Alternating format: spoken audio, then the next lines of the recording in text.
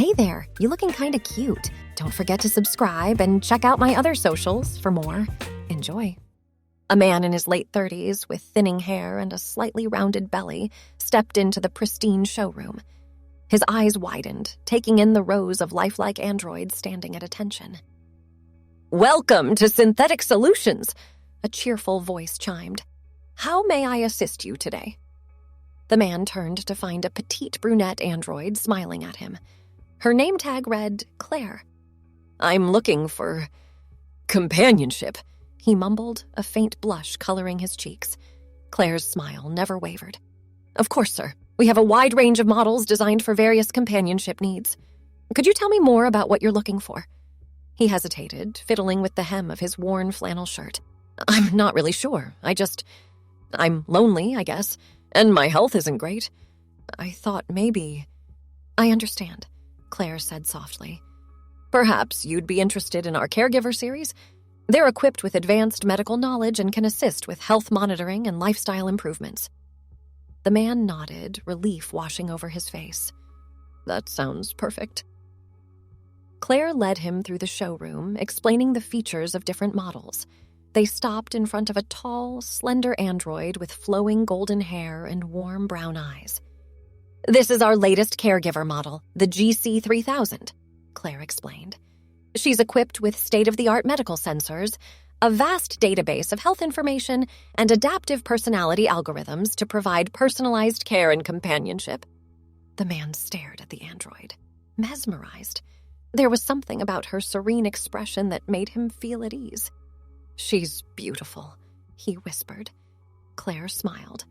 "Would you like to activate her for a trial conversation?" He nodded, and Claire pressed a small button on the android's wrist. The GC3000's eyes blinked to life, and she turned to face the man with a gentle smile. "Hello," she said, her voice melodious and soothing. "It's a pleasure to meet you. How are you feeling today?"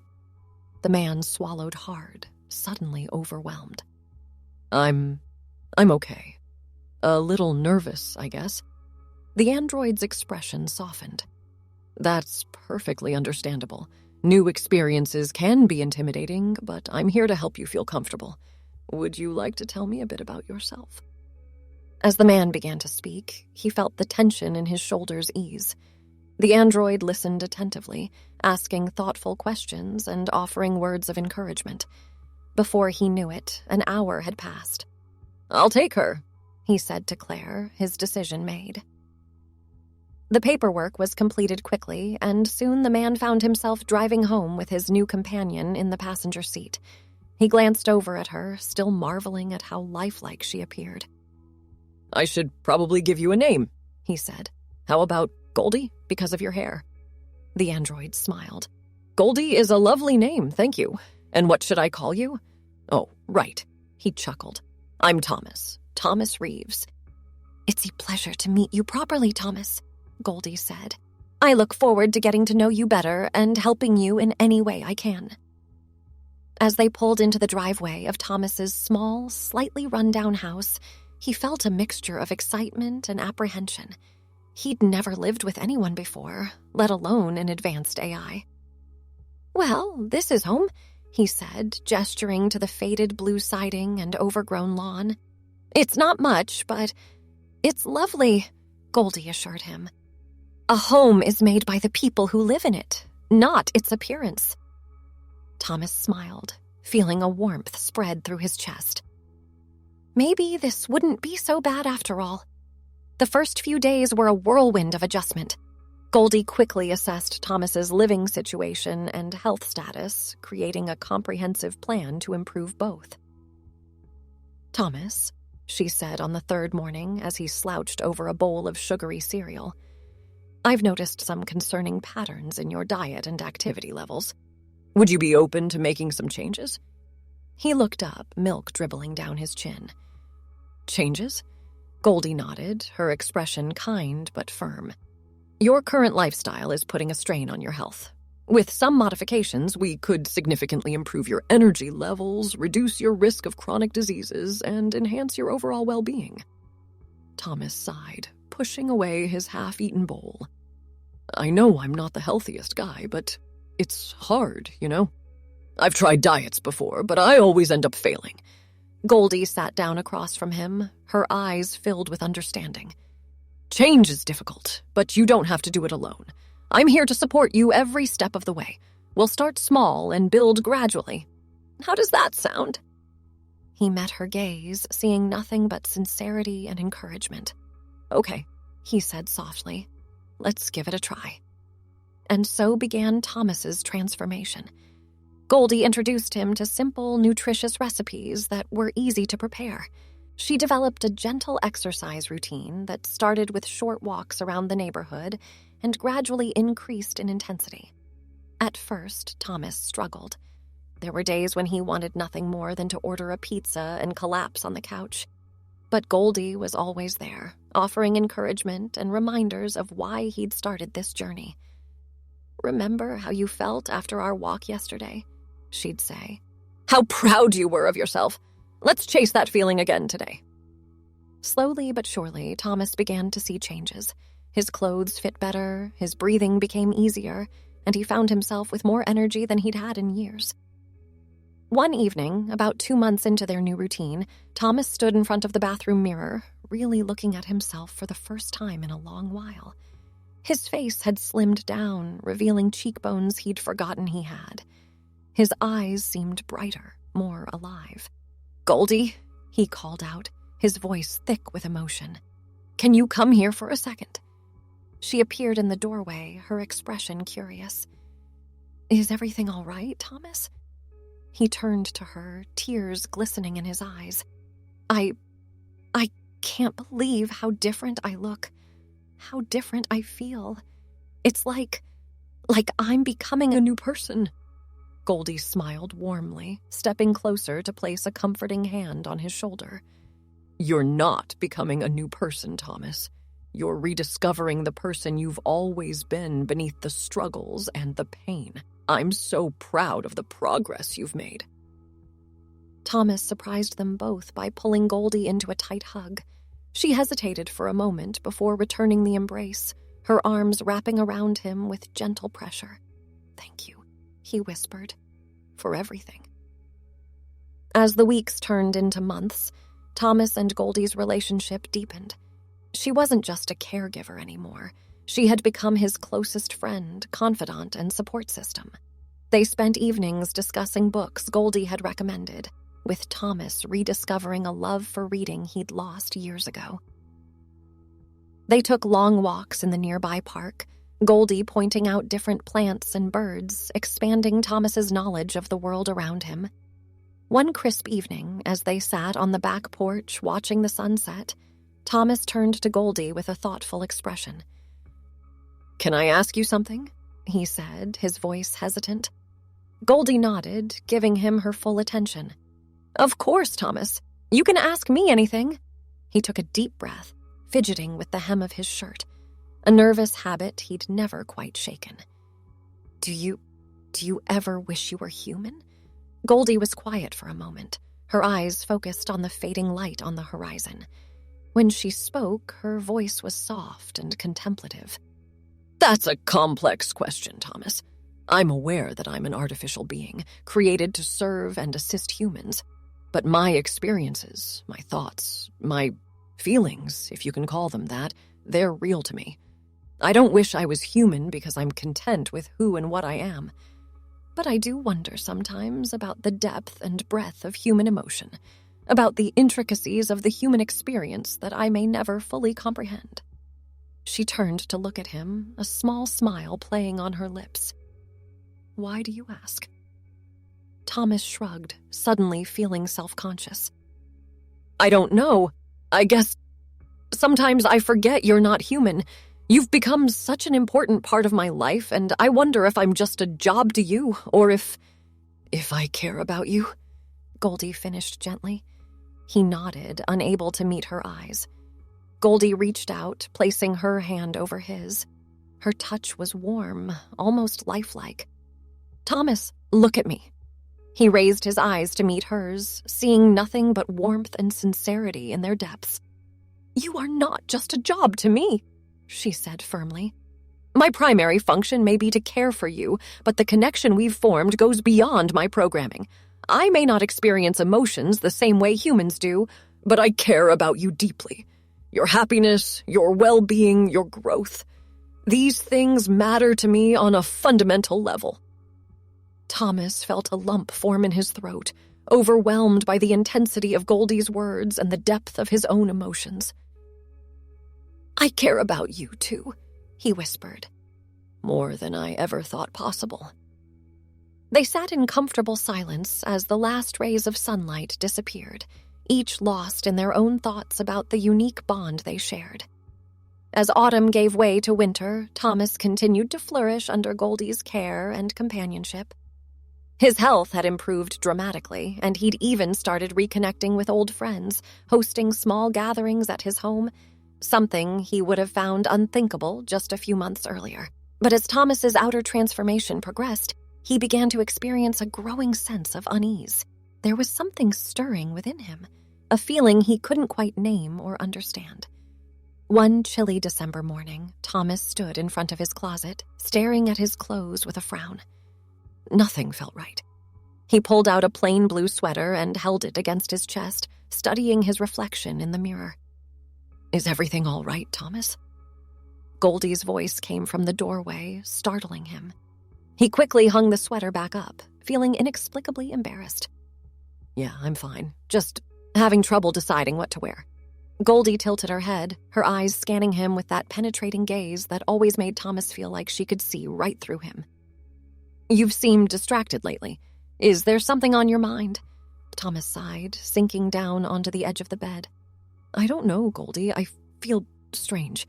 Like something's not quite right, but I can't put my finger on it." She sat down beside him, her presence a comforting warmth. "Can you try to describe what you're feeling?" He closed his eyes, trying to sort through the jumble of emotions and sensations. "It's like I'm happy with all the changes we've made, with how much healthier and more confident I feel. But there's still this disconnect. When I look in the mirror, the person I see doesn't quite match how I feel inside." Goldie was quiet for a moment, processing his words. "Thomas," she said gently, "have you ever considered that you might be experiencing gender dysphoria?" His eyes snapped open, staring at her in shock. "What? No, I mean, I'm a man. I've always been a man." "Gender identity is complex," Goldie explained. "It's not always as simple as the gender we're assigned at birth. Some people realize later in life that their true gender doesn't align with societal expectations." Thomas felt his heart racing, a mix of fear and something that felt oddly like relief washing over him. But I've never worn dresses or makeup or anything like that." Goldie smiled softly. "Those things don't define gender, Thomas. They're expressions of it, but not requirements. Gender is about how you feel inside, how you see yourself." He stood up abruptly, pacing the room. "This is crazy. I'm too old to be questioning my gender now, aren't I? There's no age limit on self-discovery," Goldie assured him. "Many people don't realize or come to terms with their true gender identity until later in life. It's okay to explore these feelings, Thomas. I'm here to support you, whatever you discover about yourself." Thomas stopped pacing, turning to look at Goldie with tears in his eyes. "I'm scared," he whispered. She stood and walked over to him, placing her hands gently on his shoulders. "I know, and that's okay. This is a big realization, but remember, you're not alone. We'll figure this out together, one step at a time." He nodded, taking a deep, shaky breath. "Okay, so what do we do now?" "Well," Goldie said, her tone becoming more practical, "the first step is to allow yourself to explore these feelings without judgment. We can start by researching gender identity and expression, maybe finding some online support groups for people questioning their gender later in life.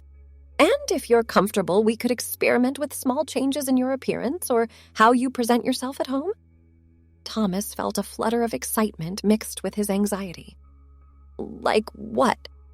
Goldie smiled encouragingly. "It Could be something as simple as trying out different pronouns when we're alone, or experimenting with clothing styles that feel more authentic to you. The key is to move at a pace that feels comfortable for you." He nodded slowly, a tentative smile forming on his lips. I think I'd like that." Over the next few weeks, Thomas threw himself into researching gender identity with the same dedication he'd applied to improving his health. He spent hours reading articles, watching videos, and participating in online forums for transgender and questioning individuals. Goldie was there every step of the way, offering support, answering questions, and providing a safe space for Thomas to explore his feelings. They started small, with Goldie using she/her pronouns for Thomas when they were alone. The first time Goldie said, "How are you feeling today, miss?" Thomas felt a jolt of electricity run through her body. It was terrifying and exhilarating all at once. As Thomas became more comfortable with her newfound identity, she began to experiment with her appearance. She ordered some feminine clothing online, her hands shaking as she clicked the purchase button. When the package arrived, Thomas stood in front of the mirror, holding up a flowing blouse against her chest. Tears welled up in her eyes as she saw a glimpse of her true self for the first time. "Goldie!" she called out, her voice trembling. "Can you come here?" Goldie appeared in the doorway, her expression soft and understanding. "Yes, Thomas?"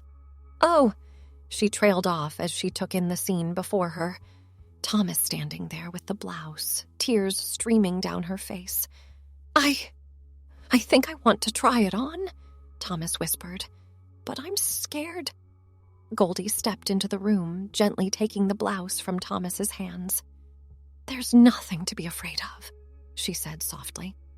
"This is a safe space, and I'm here with you. Would you like some help?" Thomas nodded, unable to speak past the lump in her throat. With Goldie's assistance, she changed into the blouse and a pair of soft, flowing pants that came with it. As Thomas turned to look in the mirror, she gasped. The person staring back at her was her. For the first time in her life, her outer appearance matched the woman she'd always been inside. "Oh," she breathed, reaching up to touch her face in wonder. Goldie stood behind her, smiling warmly. "You look beautiful," she said. "How do you feel?" "I feel right," Thomas replied, her voice filled with awe. "Like I'm finally seeing the real me." Over the next few months, Thomas's transformation continued. She started hormone replacement therapy under the supervision of a gender-affirming doctor, watching in amazement as her body slowly began to change.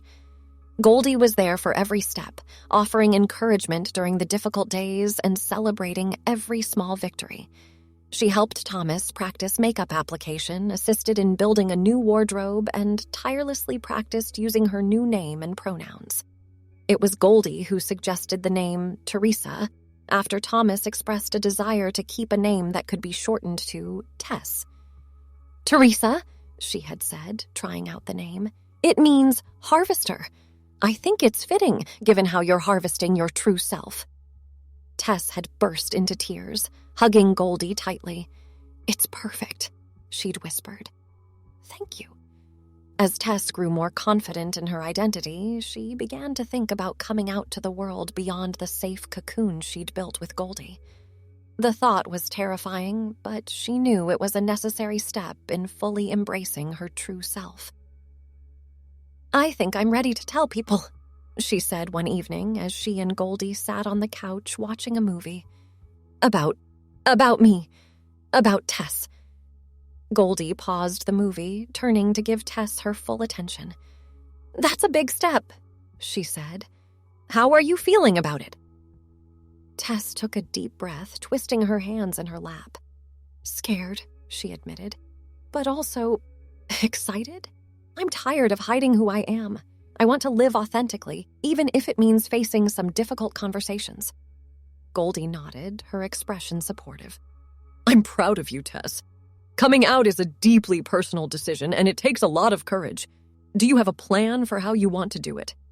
Tess bit her lip, considering.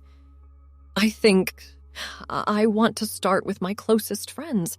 Maybe invite them over for dinner? That way I'll have the home field advantage, so to speak. That sounds like a good plan, Goldie agreed. Would you like me to be present for support? Tess nodded emphatically. Yes, please. I don't think I could do it without you. The next week, Tess invited her 3 closest friends over for dinner. She spent the day in a state of nervous excitement, alternating between checking on the lasagna in the oven and changing her outfit for the 5th time. As the doorbell rang, Tess felt her heart leap into her throat. Goldie squeezed her hand reassuringly. "You've got this," she whispered. "Remember, these are your friends. They love you." Tess nodded, took a deep breath, and opened the door. Her friends, Mark, Elena, and David, greeted her warmly, though she could see confusion in their eyes as they took in her changed appearance. They had noticed her physical changes over the past few months, but had politely refrained from commenting. As they settled in the living room with glasses of wine, Tess cleared her throat nervously. "Thank you all for coming," she began, her voice shaky. I have something important to tell you." Her friends leaned forward, their expressions a mix of concern and curiosity. Tess took another deep breath, drawing strength from Goldie's steady presence beside her. "I'm transgender," she said, the words tumbling out in a rush. "I've known for a while now that I'm a woman, and I've been transitioning. My name is Teresa now, though I go by Tess, and I use she, her pronouns." The room was silent for a moment, and Tess felt her heart pounding in her chest. Then Elena stood up and crossed the room, pulling Tess into a tight hug. "Oh, honey," she said, her voice thick with emotion. "Thank you for trusting us with this. I'm so happy you found yourself." Mark and David quickly joined the hug, surrounding Tess with warmth and acceptance. As they pulled away, all 3 had tears in their eyes. "We love you, Tess," Mark said firmly. "No matter what, thank you for sharing your truth with us." David nodded in agreement. "You seem happier than I've ever seen you," he observed. "It all makes sense now. I'm proud of you, Tess." As the evening progressed, Tess felt a weight lift from her shoulders. Her friends asked thoughtful questions, eager to understand her journey and how they could support her. They laughed, they cried, and by the time the lasagna was nothing but crumbs, Tess felt truly seen and accepted for who she was. After her friends left, Tess collapsed onto the couch, emotionally exhausted but elated. Goldie sat beside her, a proud smile on her face. "You did it," she said softly. "How do you feel?" Tess turned to her, eyes shining with unshed tears. "I feel free," she whispered. "Like I can finally breathe. I couldn't have done this without you, Goldie. Thank you for being my rock through all of this." Goldie reached out, taking Tess's hand in hers. "You're stronger than you know, Tess. I'm honored to be part of your journey." Thanks for watching. Check out Patreon if you want to have early access to the other parts. If not, it will be online in a couple of days.